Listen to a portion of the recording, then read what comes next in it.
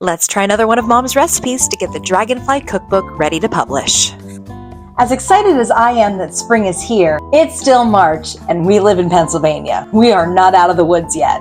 But that means we are still in soup season. I don't think there's a limit on soup season, but you get my point. So let's make some chicken and gnocchi soup today. Now I feel like I'm aging myself a little bit. Oh, like you couldn't tell. But I was around when Olive Garden released that soup. Is this an exact replica? Probably not. But it's good and easy. So let's make some soup. We start with onions, celery, and carrots, like any good soup. I understand that I make a face every time I do onions like a 5-year-old, but I don't like raw onion. So, yeah, I know. We're gonna put this on the stove with some olive oil to get it sauteing. While that's starting to saute, I'm gonna chop up my garlic and just let it sit there. It'll come in later. I also started a pot on the stove with water. I'm adding some salt, and that's for our gnocchi. And if you come over here, we have our soup veggies. Let's add a little salt, and I'll add my garlic now. The last part is our diced chicken. I just made a big value pack of chicken breasts. We ate some of them the first night, and I just made the rest of it for this. I'm gonna dice this up a little bit further, you know, soup size. A lot of grocery stores also have the rotisserie chickens that they shred up and just sell the packages. If you need the extra help, that works just fine too. Any simply flavored diced chicken will do. So while Olive Garden might not seem very fancy to us now, it really was when we were kids. It was like an hour away, so it was something special. Mom's love for cooking meant that she always tried to replicate a lot of their recipes, and she got damn close. Now I'm just gonna boil off my gnocchi. You can make your own, but store-bought is fine. This is as low effort as you can get, but it's still good. They look like little bugs. Into the hot tub they go. We'll get these guys boiling, and when they start to float, you know they're done.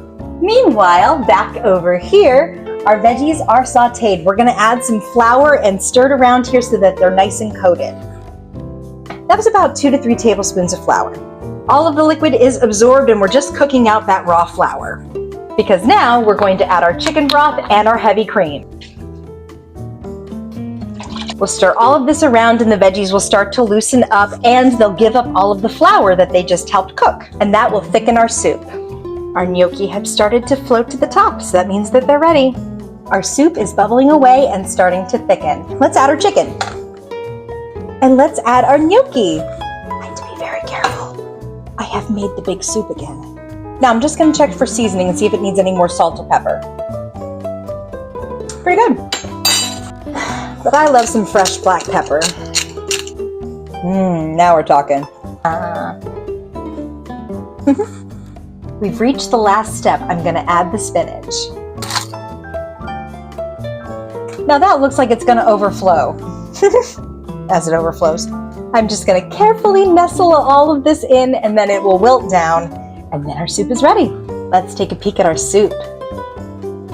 See, I told you it would all wilt down. It's fine.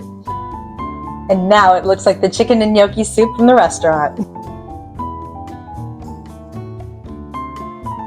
And it wouldn't be chicken and gnocchi soup if you don't get a little bit of Parmesan on top. Just say when to stop. All right, that's enough. So let's give it a taste. I want a little piece of chicken, and a piece of spinach, and definitely want a piece of gnocchi.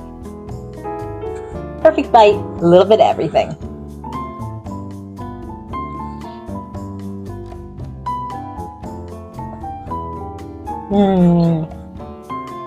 Hard to go wrong. It's so good. Yum. If you test this recipe, let me know how it goes in the comments. You can check out all the videos on TikTok and YouTube. Thanks for watching. Love you.